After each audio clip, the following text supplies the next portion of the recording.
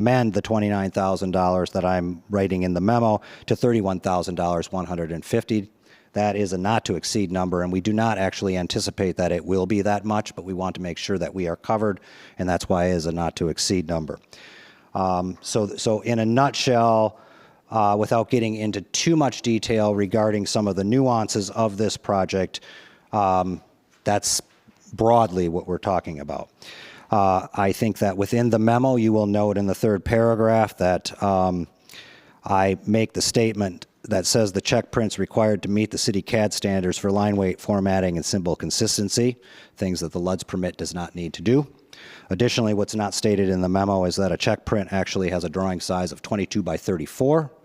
Our LUDS permit set is 30 by 42, which requires us to make modifications to those drawings in order to do that, and then reinsert the check print into the LUDS set to make sure that that follows those standards. So it's a little bit complicated and a little bit of inside baseball here.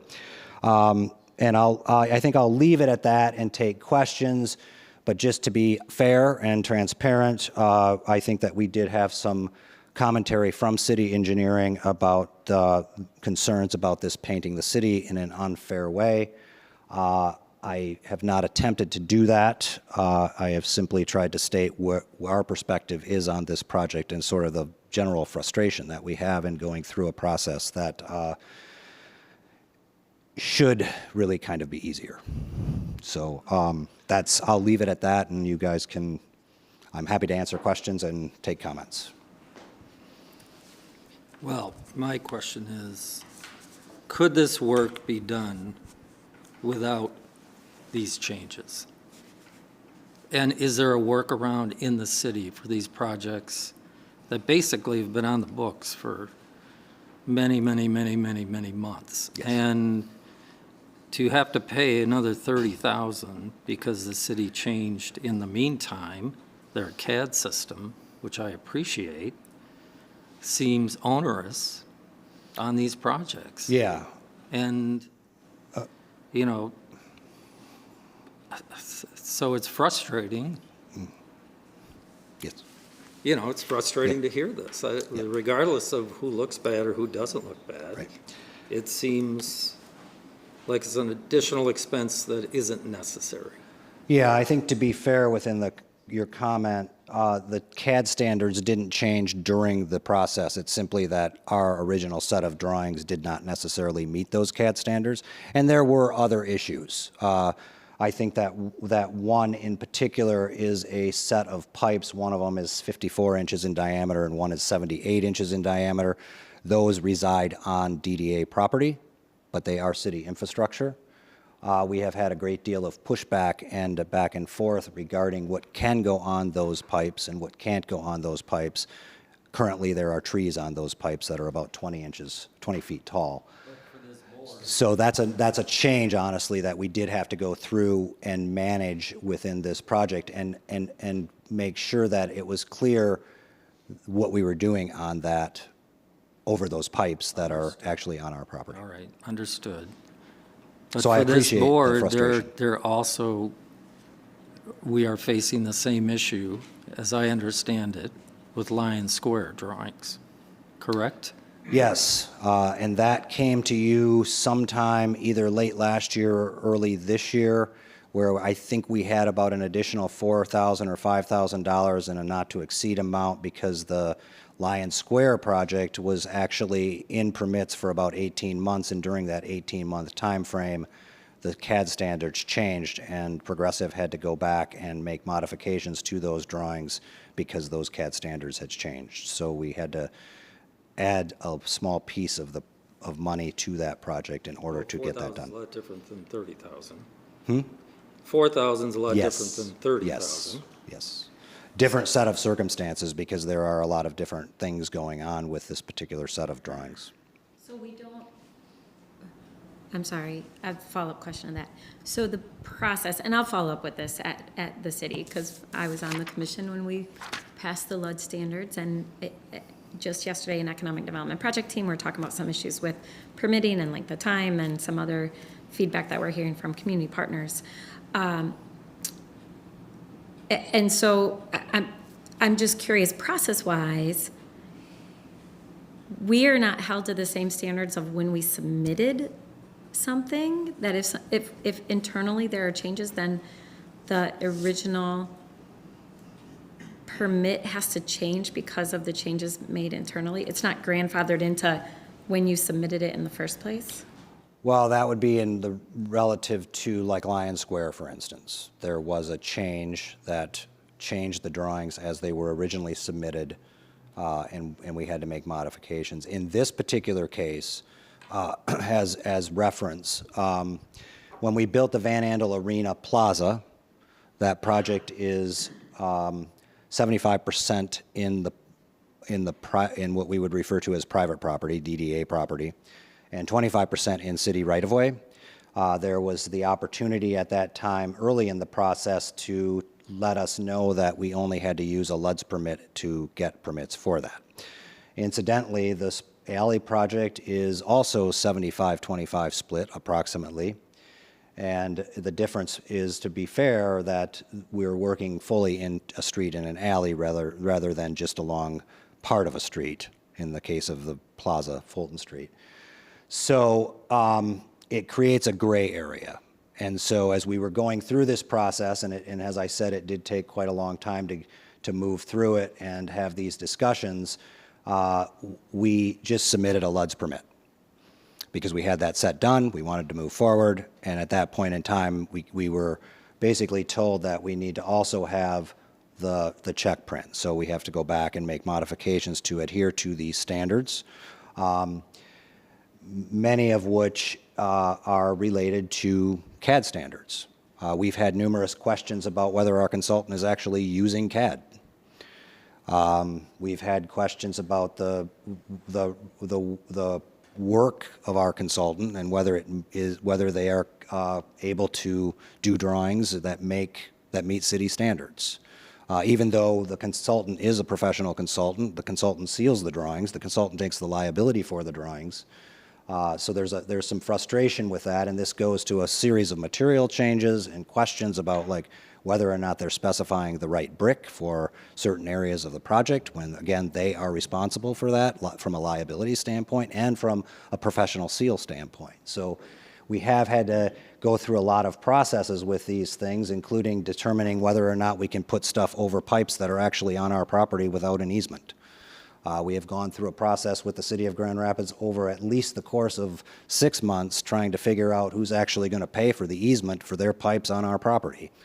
And all of this within the context of trying to get through this project and get it permitted. So it's a series of issues that are maybe unfairly painted in this way, but I think from the perspective of an entity that is oftentimes reminded that we are on the same team and we are working together to do something, frankly, sometimes it doesn't seem like that.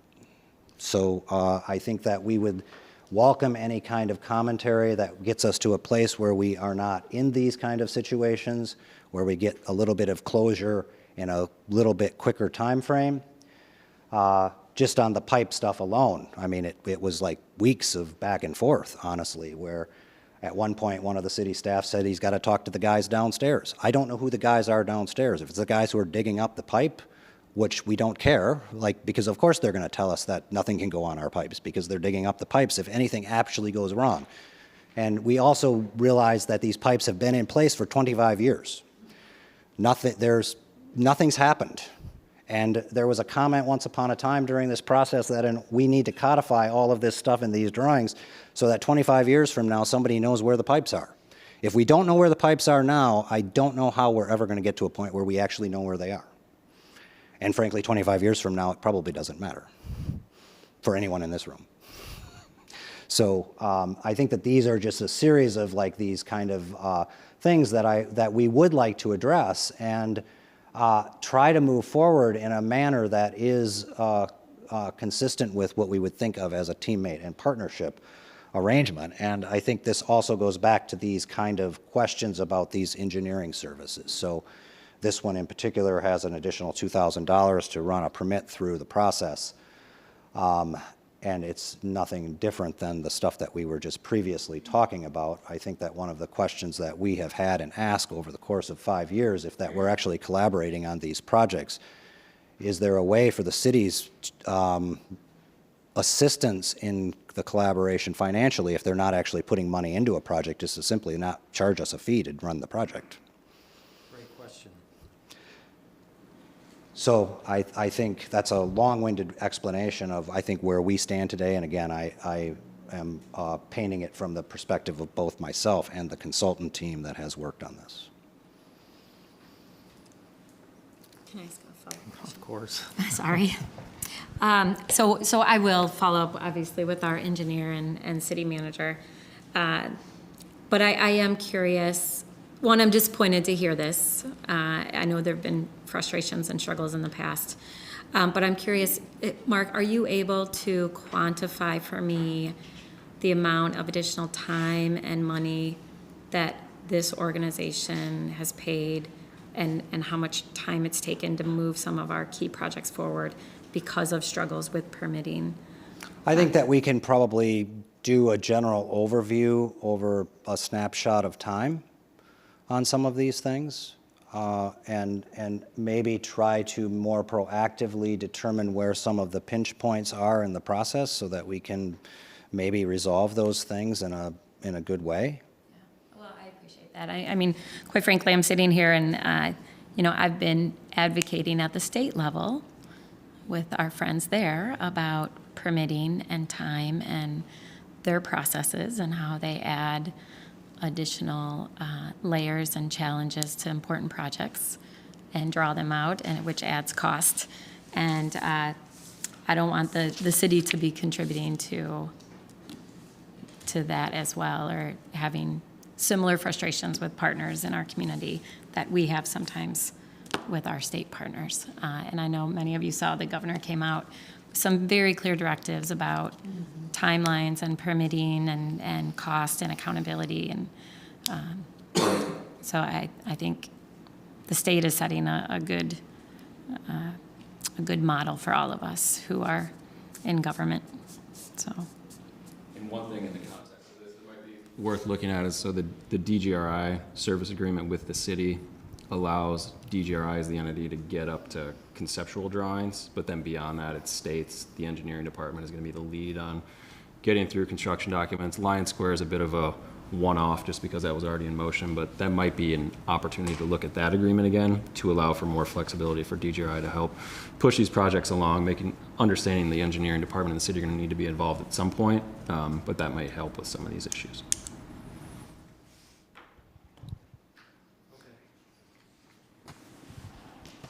Mr. Chair, Yes, sorry. one option we have that I don't recommend is we could not approve this request and then try to get the stakeholders there locally a little bit more engaged. I do move this motion, both encouragement for city officials to look at both the costs that we've incurred to date and look for services or things in the future they could do to help compensate for that. But more importantly, I think there's cultural issues that the mayor expressed that are the bigger picture issues. If there's anything that this board can do to help make that culture work better for all involved so that we have a faster process, still a very robustly professional and up to standards process, but something that just moves more appropriately in the modern era. I think most of the board would love to participate, but I just outline the range. I mean, this is a serious issue, and it will have a big impact on developers and the business community and the perception and brand of whether or not Grand Rapids is a place you want to grow your business. Yeah.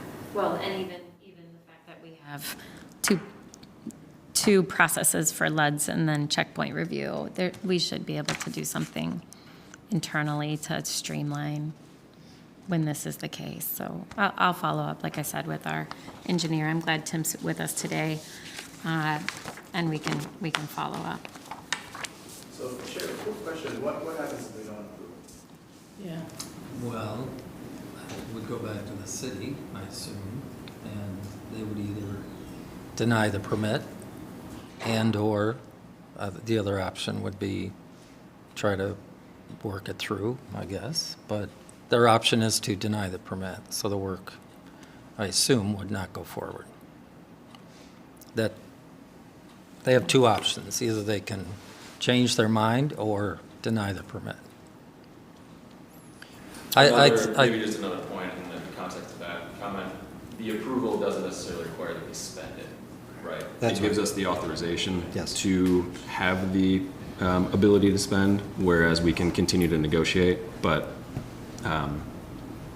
it wouldn't then necessarily have to come back to you for further consideration. Point of order, Greg made a motion, so I'll second it, so we can technically have this discussion. Thanks, Ed. Thank you, ma'am. And I do think in the broader context of this, it is and always has been the optics of, we are part of the city. So when we have a project in which we are funding, and in total, that there should be some recognition by the engineer's office to reduce the fees and/or to waive the fees. So that has always been has always bothered me. I think, in the case where, and I understand you need to, you have to pay your own way, and we all have budgets, and we all have business entities that have to be in the black. But I think there should be some discussion surrounding that to move these projects quicker, save money. The more money we save, the more projects we can do, obviously. So I think that should be discussed. Mr. Chair, just to clarify the point of the stuff I made prior to making the motion to move this forward, all that is a valid option, and with the motion, we're choosing not to do that. So we're choosing to be a cooperative partner, and hopefully the city hears that, because there are other options that could create more consternation for the city, and we're not choosing that. We're choosing to try to be collaborative. We are. And I appreciate that. And I do think it begs a larger question. I'm comfortable approving this just because we have talked about this project for years. Convention Arena Authority has put money into this. The DDA has put money into this. This is a corridor that is key to the connection to Studio Park that we have talked about for years.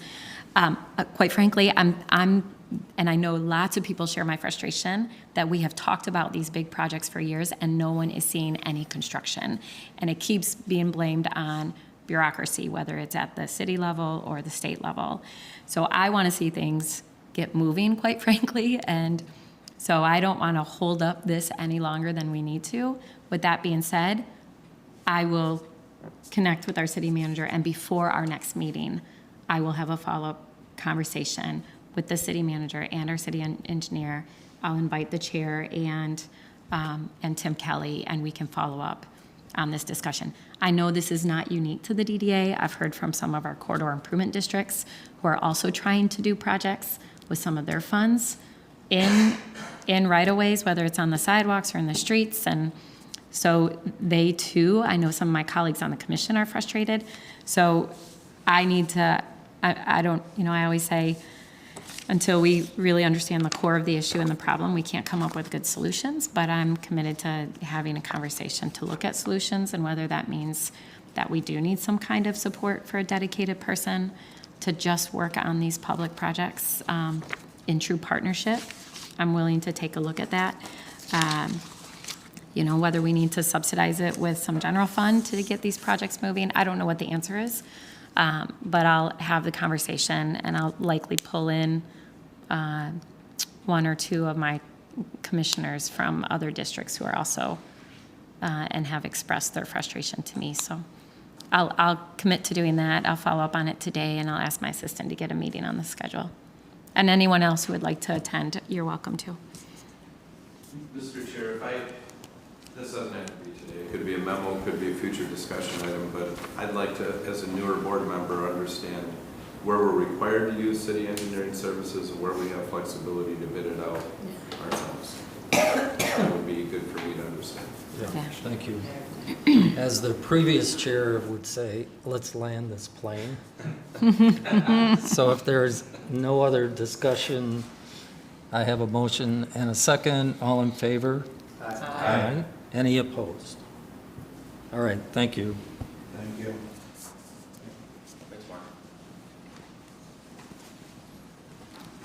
Executive Director report?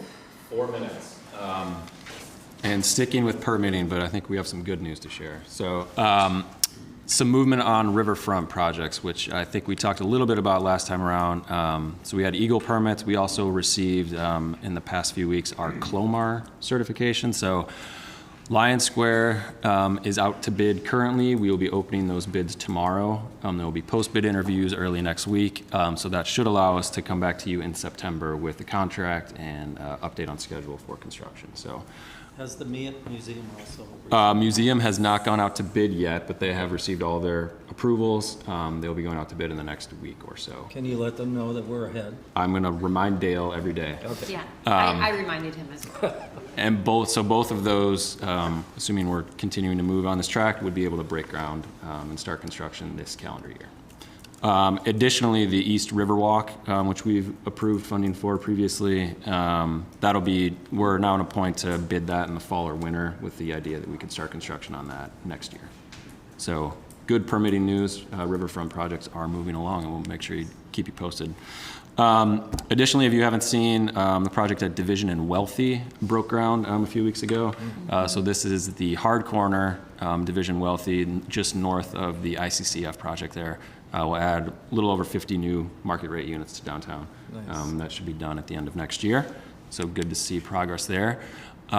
Sticking with things in the ground, the new wayfinding system is out and live. So They the new look good. kiosks went in. They look really good. Yeah. I took this picture yesterday, and I did not stage those people. So that is real life people using the wayfinding signs. The middle one looks a The little. middle one is Melvin's. He claims that these two people were actually using it, and he walked up and helped them. No one can corroborate that. She's a nice lady. So, needless to say, the wayfinding continuing to roll out. We have some more kiosks that'll be going in the next few weeks, and then the parking system, I believe, will be adding their new signs in the near future as well. So, keep an eye out for those signs. Also, the Zikla bus extension, sidewalk extension went in over the weekend. So this was a project that you all helped approve last year over here at Wealthy and Front. So sidewalk extension is in, furniture and planters went in. The city helped to install the traffic control devices. Exodus Place and Farmhouse, which is the business right over there, helped with painting the electrical box, and then they'll be working on the street mural, hopefully this weekend, assuming weather allows. So more progress on projects being delivered.